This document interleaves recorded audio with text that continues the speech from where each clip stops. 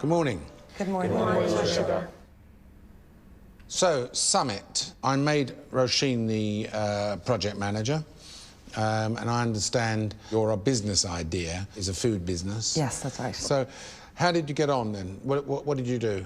I see there's a name on there called Teapot. Teapot, yeah. So you're the first people to make a chocolate teapot. Right, so how was the team split up then? Solomon didn't feel confident going to the manufacturing side. So you didn't want to be in the kitchen, Solomon? Correct, yeah. I wanted to place myself in the branding team. I really thought that's where my skill set lied. You pitch yourself to your project manager, that's where your expertise lays? Yeah. I think rather than pitching himself as having good skills in branding, I think he said, I can't be in the kitchen, I wouldn't be any good in the kitchen. Okay, that's another way of looking at it, I suppose. Yeah, that's more the reality. Right. Was he a good choice then to take him with in the end? I think the branding would have come out either way. Solomon did contribute to areas of it, he did. I think it was as well he eased himself into that role alongside you. I thought he was bouncing up and down with little ideas.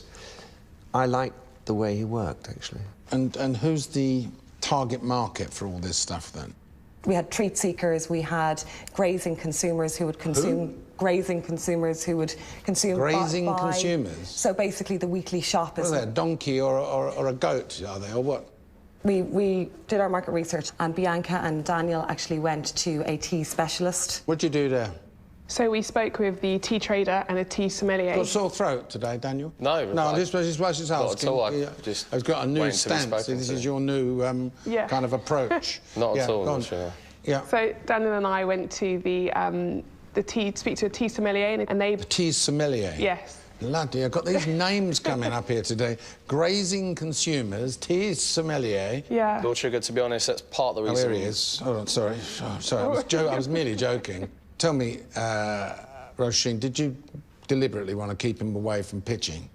Yeah, I said to Daniel I didn't want him to pitch because I wasn't entirely happy with the guys' contribution to the second pitch, so I asked You wasn't happy with their contribution? We didn't speak. No, you did speak. You just didn't add any value when you spoke. Yeah. They were probably thinking, what the hell are you doing here? Rather than holding the door open for the girls. Shouting doesn't help. Actually, they liked Daniel. Oh, thank you, Nick. Yeah.